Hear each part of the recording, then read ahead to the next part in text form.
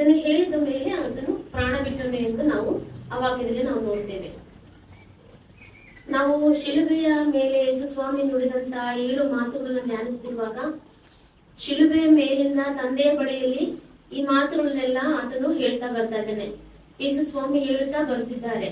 ಇದು 7ನೇ ಮಾತಾಗಿ ತಂದೆಯ ಬಳಿಯಲ್ಲಿ ಯೇಸು ಸ್ವಾಮಿ ಮಗನಾಗಿ ಕೊನೆಯದಾಗಿ ತನ್ನ ತಂದೆ ಹತ್ತಿರ ಮಾತನಾಡುತ್ತಿರುವಂತಹ ಮಾತು ಎಂಬುದಾಗಿ ನಾವು ನೋಡಬಹುದಾಗಿದೆ. ಕೊನೆಯ ಮಾತು ತಂದೆ ಯೇಸು ಸ್ವಾಮಿ ಶರೀರಾಕಾರದಲ್ಲಿ ಜೀವಿಸಿದ್ದು ತಂದೆಯ ಬಳಿ ಸುಮಾರು ಸತಿ ಪ್ರಾರ್ಥನೆ ಮಾಡುವಾಗೆಲ್ಲ ಮಾತಾಡಿದ್ದಾರೆ.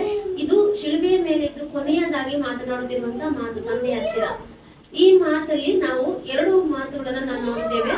ಆತ್ಮ ಮತ್ತು ಪ್ರಾಣ ಎಂಬುದಾಗಿ 2 ಮಾತುಗಳನ್ನ ನಾವು ನೋಡ್ತೇವೆ. ಅದರಲ್ಲಿ ನಾವು ನೋಡಬಹುದಾದ್ರೆ ಇಬ್ರಿಯರಿಗೆ ಬರೆದ ಪತ್ರಿಕೆ 4ನೇ ಅಧ್ಯಾಯ 12ನೇ ವಚನದಲ್ಲಿ ನೋಡುವಾಗ, ದೇವರ ವಾಕ್ಯವು ಸಜೀವವಾದದ್ದು, ಕಾರ್ಯಸಾಧಕವಾದದ್ದು, ಯಾವ ಇಬ್ಬಾಯಿ ಕತ್ತಿಗಿಂತಲೂ ಹದವಾದದ್ದು, ಪ್ರಾಣ ಆತ್ಮಗಳನ್ನು ಕೀಲು ಮಂಜುಗಳನ್ನು, ಇಲ್ಲಿ ಪ್ರಾಣ ಆತ್ಮಗಳು ಎನ್ನುವ 2 ಮಾತುಗಳನ್ನ ನಾವು ನೋಡ್ತಾ ಇದ್ದೇವೆ. ಮತ್ತು ಇನ್ನು ಒಂದು ನೋಡ್ಬೇಕು ಅಂತಂದ್ರೆ ಇದು ಆತ್ಮ ಮತ್ತು ಪ್ರಾಣ ಎರಡನ್ನು ಸೂಚಿಸುತ್ತದೆ. ಆತ್ಮ ಎನ್ನುವುದು ಪ್ರಸಂಗಿ ಗ್ರಂಥದಲ್ಲಿ ನಾವು ನೋಡ್ತೇವೆ. ಪ್ರಸಂಗಿ 12:7ನೇ ಅಧ್ಯಾಯ.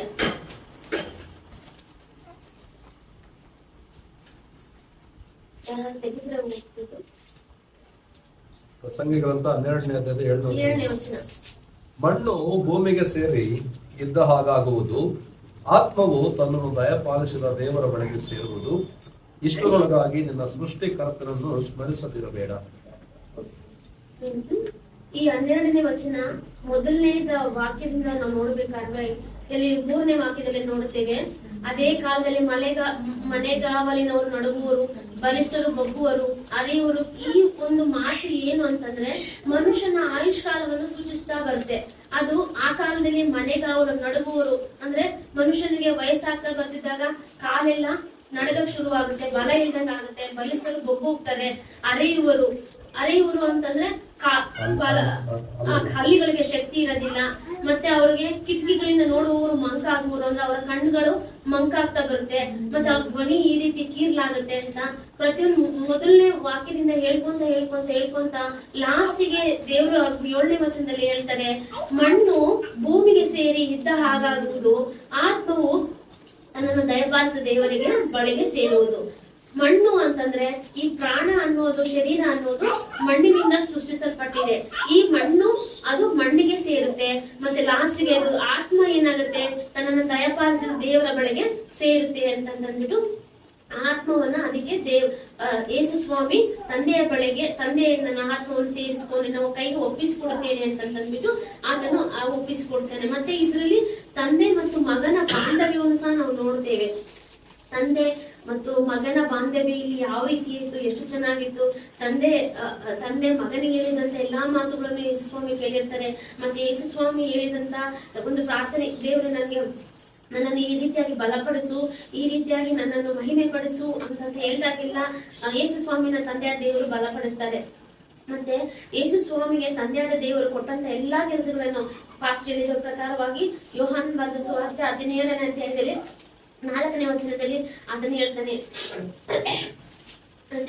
ತಂದೆ ಮಾಡಬೇಕೆಂದು ನೀನು ನನಗೆ ದಯಪಾಲಿಸಿದ, ನೀನು ನನಗೆ ಕೊಟ್ಟ ಎಲ್ಲಾ ಕೆಲಸವನ್ನು ನಾನು ನೆರವೇರಿಸಿ ನಿನ್ನನ್ನು ಭೂಲೋಕದಲ್ಲಿ ಮಹಿಮೆ ಪಡಿಸಿದೇನು ಅಂತಂದ್ಬಿಟ್ಟು ಇವಾಗ ಹೇಳ್ತಿದ್ದಾರೆ. ಯೇಸು ಸ್ವಾಮಿ ಹೇಳ್ತಿರೋ ಮಾತು ಅಂತಂದ್ರೆ, ತಂದೆ ನೀನು ಈ ಭೂಲೋಕದಲ್ಲಿ ನನಗೆ ಏನೇನು ಕೆಲಸಗಳನ್ನ ನನಗೆ ಕೊಟ್ಟಿದ್ಯೋ ಅದನ್ನೆಲ್ಲ ನಾನು ನಾನು ಮಾಡಿ ಮುಗಿಸಿದ್ದೇನೆ ಅಂತಂದ್ಬಿಟ್ಟು ಹೇಳ್ತಿದ್ದಾರೆ.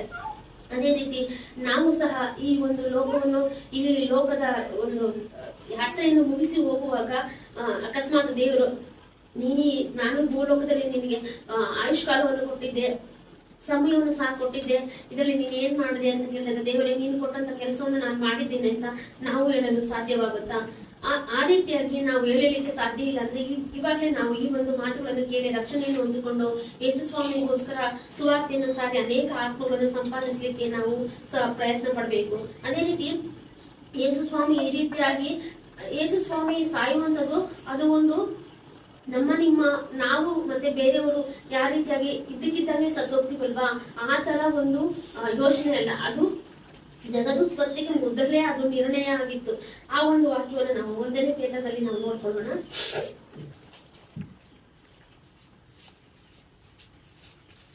1ನೇ ಪೇತ್ರ 1ನೇ ಅಧ್ಯಾಯ 19ನೇ ವಚನ. ಪೂರ್ಣಾಂಗವಾದ ನಿಷ್ಕಳಂಕ ಯಜ್ಞದ ಕುರಿಯ ರಕ್ತದಿಂದಲೋ ಎಂಬಂತೆ ಕ್ರಿಸ್ತನ ಅಮೂಲ್ಯವಾದ ರಕ್ತದಿಂದಲೇ ಎಂದು ಬಲ್ಲಿರಲ್ಲವೇ? ನೆಕ್ಸ್ಟ್, ಆತನು ಜಗದುತ್ಪತ್ತಿಗೆ ಮೊದಲೇ ಗೊತ್ತು ಮಾಡಲ್ಪಟ್ಟು ಆತನು ಜಗದುತ್ಪತ್ತಿಗೆ ಮೊದಲೇ ಗೊತ್ತು ಮಾಡಲ್ಪಟ್ಟಿದ್ದನು. ಆತನು ನಿಮ್ಮ ಪಾಪಗಳಿಗೋಸ್ಕರವಾಗಿ ಆತನು ಶಿಲುಬೆ ಮೇಲೆ ಮರಣ ಹೊಂದಬೇಕು, ಈ ರೀತಿಯಾಗಿ ಆತನು ಭೂಮಿಗೆ ಬರಬೇಕು, ಮತ್ತೆ ಈ ತರ ಶ್ರಮೆಗಳನ್ನ ಅನುಭವಿಸಬೇಕು, ದೇವರಿಗೋಸ್ಕರ ಈ ತರ ಕಾರ್ಯಗಳನ್ನು ಮಾಡಬೇಕು ಅಂತ ಮೊದಲೇ ಆತನು ಜಗದುತ್ಪತ್ತಿಗೆ ಮೊದಲೇ ಅದು ನಿರ್ಣಯಿಸಲ್ಪಟ್ಟು ಈ ರೀತಿಯಾಗಿ ಕಾರ್ಯಗಳು ಆಗ್ತಾ ಇರುತ್ತೆ ಅಂತ ನಾವು ನೋಡ್ತೇವೆ. ಮತ್ತೆ ಯೇಸು ಸ್ವಾಮಿ ಹೇಳ್ತಾರಲ್ಲ, ನನ್ನ ಆತ್ಮವನ್ನು ನಿನ್ನ ಕೈಗೆ ತಂದೆಯೇ ಒಪ್ಪಿಸಿಕೊಡುತ್ತೇನೆ ಅಂತ ಅಂದ್ಬಿಟ್ಟು ಅದಕ್ಕೆ ಇನ್ನೊಂದು ವಾಕ್ಯಗಳು ನೋಡ್ಕೊಳ್ಳೋಣ. ಯೋಹಾನನ ಬರೆದ ಸುವಾರ್ತೆ 10ನೇ ಅಧ್ಯಾಯ 18ನೇ ವಚನವನ್ನು ನೋಡ್ಕೊಳ್ಳೋಣ.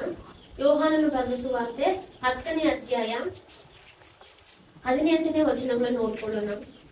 ನನ್ನ ಪ್ರಾಣವನ್ನು ಯಾರು ನನ್ನಿಂದ ತೆಗೆಯರು, ನನ್ನಿಷ್ಟಕ್ಕೆ ನಾನೇ ಅದನ್ನು ಕೊಡುತ್ತೇನೆ. ಅದನ್ನು ಕೊಡುವುದಕ್ಕೆ ನನಗೆ ಅಧಿಕಾರ ಉಂಟು, ಅದನ್ನು ತಿರುಗಿ ಪಡೆಕೊಳ್ಳುವುದಕ್ಕೆ ನನಗೆ ಅಧಿಕಾರ ಉಂಟು. ಈ ಅಪ್ಪಣೆಯನ್ನು ನನ್ನ ತಂದೆಯಿಂದ ಹೊಂದಿದ್ದೇನೆ ಅನ್ನಿ. ದೇವರು ನಮಗೆ ಸ್ತೋತ್ರವಾಗಲಿ. ಇಲ್ಲಿ ಯೇಸು ಸ್ವಾಮಿ ಹೇಳ್ತಿದ್ದಾರೆ, ನನ್ನ ಪ್ರಾಣವನ್ನು ನಾನು ಕೊಡುವುದಕ್ಕೆ ನನಗೆ ಅಧಿಕಾರ ಉಂಟು, ಮತ್ತೆ ಅದನ್ನು ನಾನು ತಿರುಗಿ ಪಡೆದುಕೊಳ್ಳುವುದಕ್ಕೂ ನನಗೆ ಅಧಿಕಾರ ಉಂಟು. ದೇವರು ಈ ಅಪ್ಪಣೆಯನ್ನು ನಾನು ತಂದೆಯಿಂದ ಹೊಂದಿದ್ದೇನೆ ಅಂತಂದ್ಬಿಟ್ಟು ಆತನು ಹೇಳ್ತಾ ಇದ್ದೇನೆ. ಮತ್ತು ನಾವು ಅದೇ ರೀತಿ ಯೇಸು ಸ್ವಾಮಿ ಶಿಲುಬೆಯಲ್ಲಿ ಸತ್ತ ಆದ ಮೇಲೆ ಪಾತಾಳ ಲೋಕಕ್ಕೆ ಅದನ್ನು ಸೇರಿ ಹೋಗಲಿಲ್ಲ ಅಂತಂದ್ಬಿಟ್ಟು ಸಹ ನಾನು ಒಂದು ವಾಕ್ಯವನ್ನು ನಾನು ನೋಡಲಿಕ್ಕೆ ಇಷ್ಟಪಡ್ತೇನೆ. ಅಪೊಸ್ತಲ ಕಾರ್ಯಗಳು, ಅಪೊಸ್ತಲ ಕೃತ್ಯಗಳು 2ನೇ ಅಧ್ಯಾಯ 23ನೇ ವಚನವನ್ನು ಓದ್ಕೊಳ್ಳೋಣ.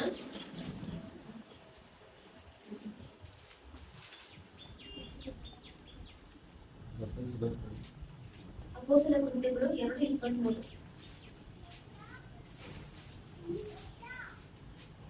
ಆ ಯೇಸು ದೇವರ ಸ್ಥಿರ ಸಂಕಲ್ಪಕ್ಕೂ ಭವಿಷ್ಯತ್ ಜ್ಞಾನಕ್ಕೂ ಅನುಸಾರವಾಗಿ ಒಪ್ಪಿಸಲ್ಪಟ್ಟಿರಲು ನೀವು ಅನ್ಯ ಜನರ ಕೈಯಿಂದ ಆತನನ್ನು ಸುಲಭಕ್ಕೆ ಹಾಕಿಸಿಕೊಂಡರಿ.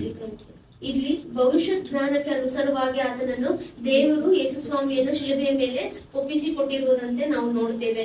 ಮತ್ತೆ ಅದು ಈ ಒಂದು ವಾಕ್ಯ ಅದು ಜಗದುತ್ಪತ್ತಿಗೆ ಮೊದಲೇ ಅದು ನಮಗೆ ಯೇಸು ಸ್ವಾಮಿ ಈ ರೀತಿಯಾಗಿ ಶಿಲುಬೆಯ ಮೇಲೆ ಮರಣ ಹೊಂದಬೇಕು ಅನ್ನೋದು ಅದು ಮೊದಲೇ ಇತ್ಯರ್ಥವಾಗಿತ್ತು ಅಂತ ನಾವು ನೋಡ್ತೇವೆ.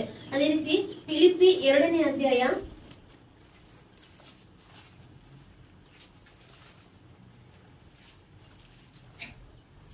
2:6ರಿಂದ 8ನೇ ವಚನವನ್ನು ಓದ್ಕೊಳ್ಳೋಣ. ಆತನು ದೇವ ಸ್ವರೂಪನಾಗಿದ್ದರೂ ದೇವರಿಗೆ ಸರಿಸಮಾನವಾಗಿರುವುದೆಂಬ ಅಮೂಲ್ಯ ಪದವಿಯನ್ನು ಬಿಡಲೊಲ್ಲದೆನಿಸದೆ ತನ್ನನ್ನು ಬರಿದು ಮಾಡಿಕೊಂಡು ದಾಸನ ರೂಪವನ್ನು ಧರಿಸಿಕೊಂಡು ಮನುಷ್ಯರಿಗೆ ಸದೃಶನಾದನು. ಹೀಗೆ ಆತನು ಆಕಾರದಲ್ಲಿ ಮನುಷ್ಯನಾಗಿ ಕಾಣಿಸಿಕೊಂಡಿದ್ದಾಗ ತನ್ನನ್ನು ತಗ್ಗಿಸಿಕೊಂಡು ಮರಣವನ್ನು, ಅಂದರೆ ಶಿಲುಬೆಯ ಮರಣವನ್ನಾದರೂ ಹೊಂದುವಷ್ಟು ವಿಧೇಯನಾದನು. ದೇವರು ನಮ್ಮ ಸ್ತೋತ್ರವಾಗಲಿ. ಇಲ್ಲಿ ಯೇಸು ಸ್ವಾಮಿ ತಂದೆಯಾದ ದೇವರು ಆತನನ್ನು ಭೂಲೋಕಕ್ಕೆ ಕಳಿಸುವಾಗ ತಂದೆಯ ಜೊತೆಗೆ ನಿಂತುಕೊಂಡು ಆ ಒಂದು ಪದವಿ, ಅಂದ್ರೆ ದೇವರಿಗೆ ಸರಿಸಮಾನನಾಗಿರ್ಬೇಕೆಂಬ ಪದವಿಯನ್ನು ಆತನು ಬಿಡಲ್ಲ, ನಾನು ಇನ್ನು ಹೋಗಲ್ಲ ನಾನು ಅಂತ ಹೇಳ್ಬೋದಾಗಿತ್ತು. ಆದ್ರೆ ಯೇಸು ಸ್ವಾಮಿ ಆ ಒಂದು ನಮಗೋಸ್ಕರವಾಗಿ ಆ ಒಂದು ಪದವಿಯನ್ನು ಬಿಟ್ಟು ಯಾವ ರೀತಿ ಅಂತಂದ್ರೆ ತನ್ನನ್ನೆಲ್ಲ ಬರಿದು ಮಾಡಿಕೊಂಡು ಆತನ ಒಂದು ಪರಲೋಕದಲ್ಲಿ ಎಲ್ಲಾ ಒಂದು ಸೌಲಭ್ಯಗಳು ಆತನಿಗೆ ದೇವದೂತರು ಆತನ ಸೇವೆ ಮಾಡ್ಲಿಕ್ಕೆ ಎಲ್ಲ ಇದ್ರು.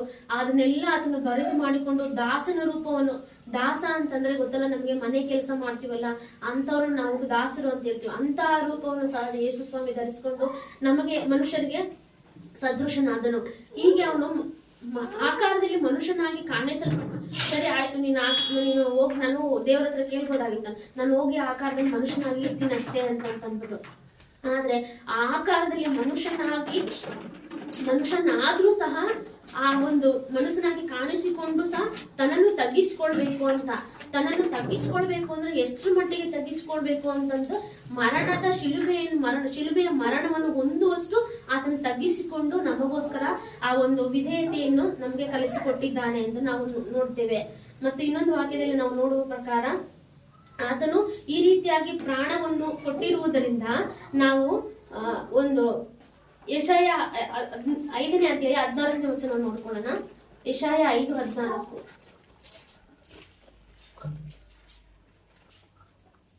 ಈ ವಾಕ್ಯ ಏನು ಅಂತಂದ್ರೆ, ಈತನು ಯೇಸುಸ್ವಾಮಿ ಈ ರೀತಿಯಾಗಿ ಶಿಲುಬೆ ಮೇಲೆ ಪ್ರಾಣ ಕೊಟ್ಟು ಪೇತ್ರನಿಗೆ ಒಂದು ಮಾತು, ಅದಕ್ಕಿಂತ ಮುಂಚೆ ಪೇತ್ರನಿಗೆ ಹೇಳ್ತಾರೆ, ಪಾತಾಳ ಲೋಕದ ಬೀಗದ ಕೈಗಳು ನಿನ್ನನ್ನು ಸೋಲಿಸಲಾರವು ಅಂತಂದ್ಬಿಟ್ಟು ಒಂದು ವಾಕ್ಯವನ್ನು ಹೇಳ್ತಾರೆ. ಆ ವಾಕ್ಯದಲ್ಲಿ ಪಾತಾಳ ಲೋಕಕ್ಕೆ ಯಾರು ಸೇರಬಾರ್ದು ಅನ್ನೋ ಆ ಒಂದು ಉದ್ದೇಶಕ್ಕೋಸ್ಕರ ಯೇಸುಸ್ವಾಮಿ ಈ ರೀತಿಯಾಗಿ ಮಾಡಿದ್ರು. ಒಂದು ವಾಕ್ಯ ಪಾತಾಳದ ಬಗ್ಗೆ ಒಂದು ವಾಕ್ಯವನ್ನು ತಿಳಿದುಕೊಳ್ಳೋಣ. ಮತ್ತು ಪಾತಾಳವು ಹೆಚ್ಚು ಆತುರದಿಂದ ಅಪಾರವಾಗಿ ಬಾಯಿ ತೆರೆಯಲು ಅವರ ಮಹಿಮೆ, ಕೋಲಾಹಲ, ಗದ್ದಲ, ಉಲ್ಲಾಸ ಇವೆಲ್ಲ ಅದರೊಳಗೆ ಬಿದ್ದು ಹೋಗುವುದು. 16ನೇ ವಚನ 15. ಕುಲಹೀನರು ಬಗ್ಗುವರು, ಕುಲೀನರು ಕುಗ್ಗುವರು, ಉನ್ನತರ ದೃಷ್ಟಿಯು ತಗ್ಗುವುದು.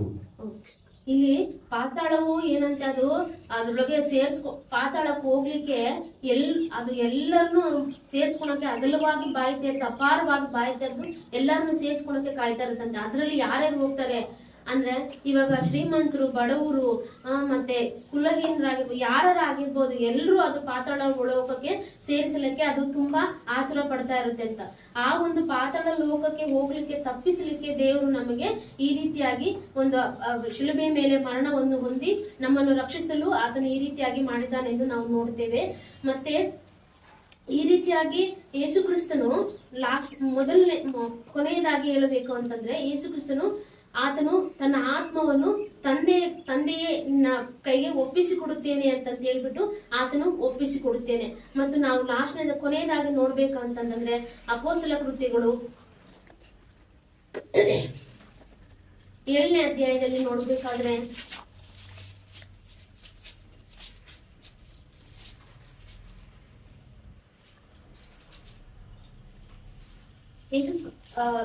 ಅಪೊಸ್ತಲ ಕೃತ್ಯಗಳು 7ನೇ ಅಧ್ಯಾಯ 59ರಲ್ಲಿ ಹೊಸ ಒಡಂಬಡಿಕೆಯಲ್ಲಿ ಮೊಟ್ಟ ಮೊದಲನೆಯದಾಗಿ ಯೇಸು ಕ್ರಿಸ್ತನಿಗಾಗಿ ಹತಸಾಕ್ಷಿಯಾದಂತಹ ಸ್ತೆಫನ ಬಗ್ಗೆ ನಾವು ನೋಡ್ತಾ ಇದ್ದೇವೆ.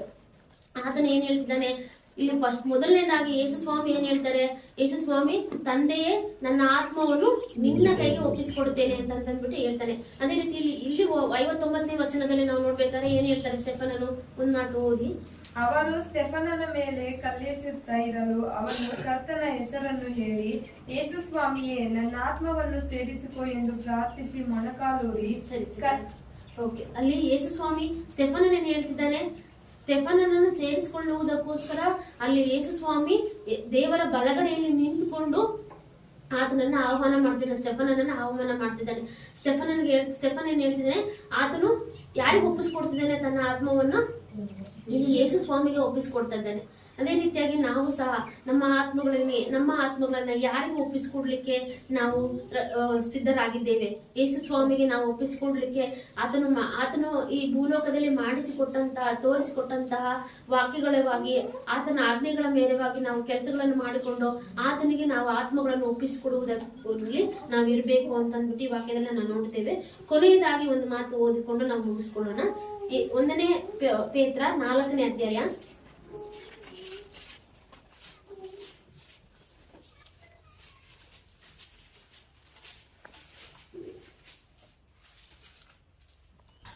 4ನೇ ಅಧ್ಯಾಯ 18-19. ನೀತಿವಂತನೇ ರಕ್ಷಣೆ ಹೊಂದುವುದು ಕಷ್ಟವಾದರೆ ಭಕ್ತಿಹೀನನು ಪಾಪಿಷ್ಠನು ನಿಲ್ಲುವುದು ಹೇಗೆ? ಹೀಗಿರಲಾಗಿ ದೇವರ ಚಿತ್ತಾನುಸಾರ ಬಾಧೆ ಪಡುವವರು ಒಳ್ಳೆಯದನ್ನು ಮಾಡುವವರಾಗಿದ್ದು ತಮ್ಮ ಆತ್ಮಗಳನ್ನು ನಂಬಿಗಸ್ತನಾದ ಸೃಷ್ಟಿಕರ್ತನಿಗೆ ಒಪ್ಪಿಸಲಿ. ದೇವರು ನಮಗೆ ಸ್ತೋತ್ರವಾಗಲಿ. ಎಕ್ಸಾಮ್ ಪೇಪರ್ 100ಗೆ 100 ತೆಗೆಯುವಂತ ಸ್ಕೂಲಲ್ಲಿ ಟಾಪರ್ ಆತನೇ ಎಕ್ಸಾಮ್ ನೀನ್ ಹೇಗ್ ಬರ್ದಿದ್ಯಪ್ಪ ಅಂತ ಕೇಳಿದಾಗೆ ಏನೋ ನನ್ ಡೌಟ್, ಈ ಸತಿ ನನ್ಗೇನೋ ಡೌಟ್ ಅಂದ್ಬಿಟ್ರೆ ಸ್ಕೂಲಲ್ಲೇ ಟಾಪರ್ ಬರೋ ಅಂತ ವಿದ್ಯಾರ್ಥಿ ಆತನೇ ಈಗ ಹೇಗಪ್ಪ ಎಕ್ಸಾಮ್ ಬರ್ದಿದ್ಯಾ ನೀನು ಅಂತ ಕೇಳಿದ್ರೆ ಏನೋ ಡೌಟ್ ಈ ಸತಿ ಪಾಸ್ ಆಗ್ತೀನೋ ಇಲ್ವೋ ಅನ್ಬಿಟ್ರೆ ಹೆಂಗಾಗುತ್ತೆ. ಇನ್ನು ಬೇರೆಯವರೆಲ್ಲ ಏನ್ ಮಾಡ್ಬೇಕು? ಅಕಸ್ಮಾತ್ ಇವಾಗ ಹಿಂದೆ ಉಳಿದಿರ್ತಾರಲ್ಲ, ಓದಿ ಇರ್ತಾರಲ್ಲ, ಅಂಥವ್ರ ಪರಿಸ್ಥಿತಿ ಹೆಂಗಿರುತ್ತೆ?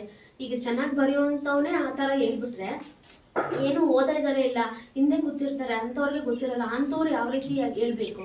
ಅದೇ ರೀತಿ ಇಲ್ಲಿ ಒಂದು ವಾಕ್ಯ ನಾವು ಹೇಳ್ತೀವಲ್ಲ, ನೀತಿವಂತನೇ ರಕ್ಷಣೆ ಹೊಂದುವುದು ಕಷ್ಟವಾದ್ರೆ, ನೀತಿವಂತನು ಅಂದ್ರೆ ಆತನು ವಾಕ್ಯಗಳಲ್ಲಿ ಚೆನ್ನಾಗಿದ್ದು ಎಲ್ಲ ಒಂದು ಕಾರ್ಯಗಳಲ್ಲಿ ಯೇಸು ಸ್ವಾಮಿ ಹೇಳಿದಂತ ಮಾತುಗಳನ್ನು ಕೇಳಿಕೊಂಡು ಇರ್ತಾರಲ್ಲ, ಅಂಥವರೇ ರಕ್ಷಣೆ ಹೊಂದುವುದು ಈಗಿನ ಕಾಲದಲ್ಲಿ ಕಷ್ಟ ಆಗೋಗ್ಬಿಟ್ಟಿದೆ.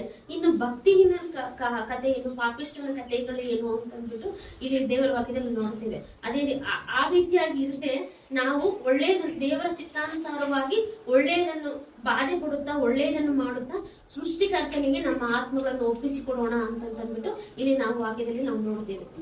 ಈ ರೀತಿಯಾಗಿ ನಾವು ಈ ಒಂದು ದಿನಗಳಲ್ಲಿ ಈ ಒಂದು ಗುಡ್ ಫ್ರೈಡೆ ಅಂತೇಳಿ ನಾವು ನೋಡ್ತೀವಲ್ಲ, ಈ ಒಂದು ವಾಕ್ಯದಲ್ಲಿ ಈ ದಿನದಲ್ಲಿ ನಾವು ಯೇಸು ಸ್ವಾಮಿ ಶಿಲುಬೆಯಲ್ಲಿ ನೋಡಿದಂತಹ 7 ಮಾತುಗಳನ್ನು ನಾವು ಧ್ಯಾನಿಸ್ತೀವಿ. ಬರೀ 7 ಮಾತುಗಳನ್ನು ಮಾತ್ರ ನಾವು ಧ್ಯಾನಿಸಿದ್ರೆ ಸಾಕ? ಯೇಸು ಸ್ವಾಮಿ ಇದನ್ನು ಕೊಟ್ಟಿದ್ದಾರೆ, ಹೊಸ ಒಡಂಬಡಿಕೆ ಮತ್ತು ಹಳೆ ಒಡಂಬಡಿಕೆ ಅಂತ ಅಂದ್ಬಿಟ್ಟು ಇದರಲ್ಲಿ ಪುಸ್ತಕಗಳಿರ್ತವೆ. ಇದರಲ್ಲಿ Bible answer to the Bible, ಇದಕ್ಕೆ ಏನ್ ಆನ್ಸರ್ ನಮಗೆ ಗೊತ್ತಿಲ್ವೋ ಆ ವಾಕ್ಯದಲ್ಲಿ ನಾವು ಇನ್ನೊಂದ್ಸತಿ ಕೇಳ್ಕೊಂಡ್ರೆ, ಈ ಬೇರೆ ವಾಕ್ಯದಲ್ಲಿ ನಾವು ನೋಡ್ಕೊಂಡ್ರೆ ಅದೇ ನಮ್ಗೆ ಸಿಕ್ಕುತ್ತೆ. ಈ ಒಂದು ಪ್ರತಿಯೊಂದು ದೇವರು ಬರೆಸಿದಂತ ಮಾತುಗಳನ್ನ ಈ ಒಂದು ಓದ್ಕೊಂಡು ಬರೀ ನಾವು 7 ಮಾತುಗಳನ್ನ ಮಾತ್ರ ಧ್ಯಾನಿಸಿದ ಅಂದ್ರೆ ಶಿಲುಬೆಯಲ್ಲಿ ಹೇಳಿದಂತ ಮಾತುಗಳನ್ನು ಧ್ಯಾನಿಸ್ಬೇಕು. ಅದನ್ನ ಬಿಟ್ಟು ಮತ್ತೆ ಬೇರೆ ಟೈಮಲ್ಲಿ ಸಹ ನಾವು ದೇವರ ವಾಕ್ಯವನ್ನು ಓದ್ಕೊಳ್ಬೇಕು ಅಂತಂದ್ಬಿಟ್ಟು ಹೇಳ್ಕೊಳ್ತೀನಿ. ಮತ್ತು ದೇವರು ಈ ರೀತಿಯಾಗಿ ಈ ಒಂದು ಮಾತುಗಳನ್ನು ಮಾತಾಡ್ಲಿಕ್ಕೆ ಸಮಯ ಕೊಟ್ಟಿದ್ದಕ್ಕಾಗಿ ನಿಮ್ಮೆಲ್ಲರಿಗೂ ವಂದಿಸ್ತೇನೆ.